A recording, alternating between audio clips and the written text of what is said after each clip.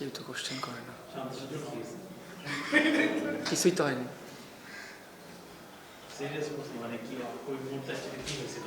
না, এটা তো হিট অফ দ্য মোমেন্টে, ওদের উইকেট দরকার ছিল, আমি আউট হয়েছি, একটু সেলিব্রেশন তো করবে, এটাই তো স্বাভাবিক, যে কোনো টিম এলেই করতো।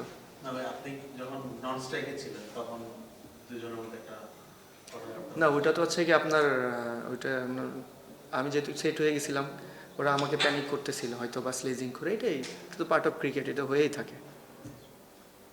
ওকে, শেষ ওভারটা নিয়ে একটু বলবো। শেষ ওভারের আগে আপনারা কি ভাবছিলেন বাইরে থেকে, যখন 6 বলে 10 রান দরকার, তারপরে যখন হাসান নওয়াজ 4টা মেরে দিল, তখন 3 বলে 2, তখন কি ভাবনা ছিল? প্লাস আবার যখন 2টো বল আউট গেল, তখন লাস্ট বলের আগে কি ভাবনা ছিল, মানে অল থ্রু শেষ ওভারটা নিয়ে যাবে? না, আমাদের পুরো প্ল্যানিংই ছিল যদি কে থাকুক না থাকুক, যে হাসান নওয়াজ যদি লাস্ট ওভার পর্যন্ত খেলতে পারে, যে ও যে পাওয়ার হিটিং আছে ও শেষ করে আসতে পারবে, কারণ ও পুরো ম্যাচটাই ও বানিয়ে নিয়ে আসতেছিল, ও উইকেট ট্রিট করে খেলতেছিল। আমি বললাম আমার কাছে মনে হয় এরকম ইনিংস আমি ওরা খুবই রেয়ার দেখছি, যেরকম ও নর্মালি অনেক স্ট্রোক খেলতে পছন্দ করে, বাট ওর আজকে যে সেন্সেবল ইনিংস ছিল আউটস্ট্যান্ডিং। শেষ পর্বে যখন টানা 2টো ডট গেল, তখন তো নিশ্চয়ই নার্ভসটা কাজ করে না, বাইরে আপনারা যারা দেখছিলেন?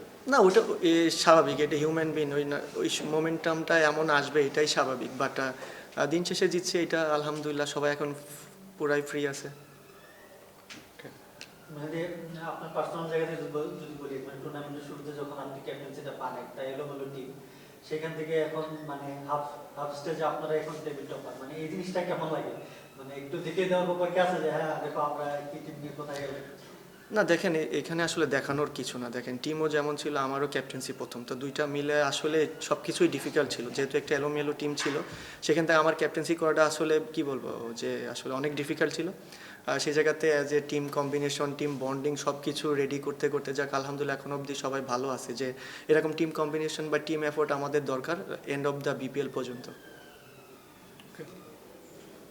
আমরা দেখতে পাচ্ছি যে চট্টগ্রামের বোলিং লাইনআপ এবং টপ অর্ডার ব্যাটারদের নিয়ে সবথেকে বেশি প্রশংসা হচ্ছে, কিন্তু আজকের ম্যাচটাই কি আসলে মিডল অর্ডার ব্যাটারদের নিয়ে কিছুটা দুশ্চিন্তা দেখা গিয়েছিল কিনা? কারণ তারা আসলে তেমন একটা রান পাচ্ছিল না, এর আগেও যখন সুযোগ হয়েছিল খুবই শর্ট কিছু ইনিংস মিডল অর্ডার থেকে আমরা দেখছি।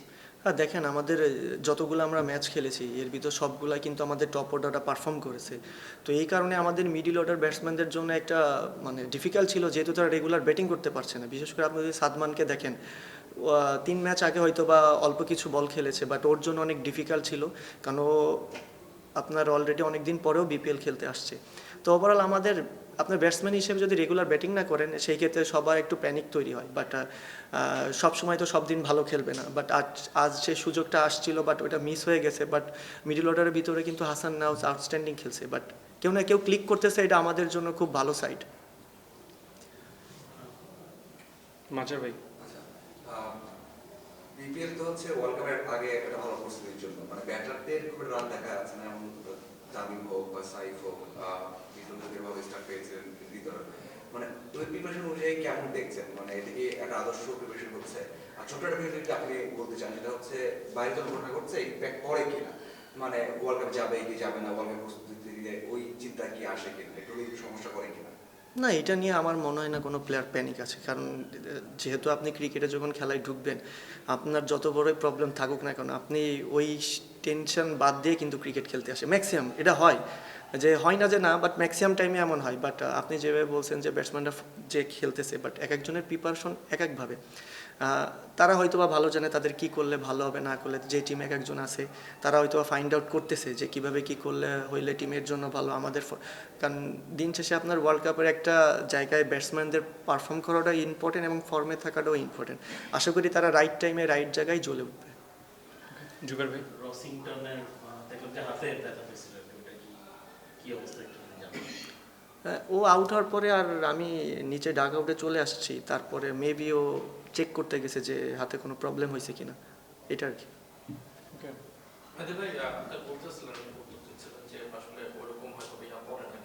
বুঝি নাই আপনার কোশ্চেনটা। মানে যে মাঝার ভাইয়ের উত্তর যেটা দিলেন যে পারফরম্যান্স কিংবা ওয়ার্ল্ড কাপ যাওয়া নিয়ে, তারপরও তো আপনাদের মানে প্লেয়ারদের তো একটা ইচ্ছা থাকে ওয়ার্ল্ড কাপ যাওয়া এরকম, এবং তার আগে আপনারা যে প্রিপারেশন নিচ্ছে, তো এই অনিশ্চয়তার মধ্যে আপনারা আসলে কি মানে নিজেদের মধ্যে, আপনারা তো সবাই এক কোটে পাশাপাশি করতে যাচ্ছেন, কোনো আলাপ আলোচনা হয় কিনা যে কারণ একটা বিশ্বকাপ আসতেছে এবং এখানে আমাদের এখন যাওয়াটা নিয়ে একটু ডাউট আছে বা অনিশ্চয়তা আছে সেটা নিয়ে কি আলাদা? অনিশ্চয়তা এটা তো আসলে ম্যানেজমেন্টের বিষয়, অফিসিয়ালদের বিষয়। এটাতে প্লেয়ারদের কোনো ইয়ে নাই, প্লেয়ারদের কাজ খেলা। সেটা আপনি যদি মঙ্গল গ্রহেও খেলতে পাঠান, প্লেয়ার অবশ্যই যাবে খেলতে। এটা নিয়ে আমার মনে হয় না কোনো প্লেয়ার ডাউট আছে। ওকে, থ্যাংক ইউ গাইস।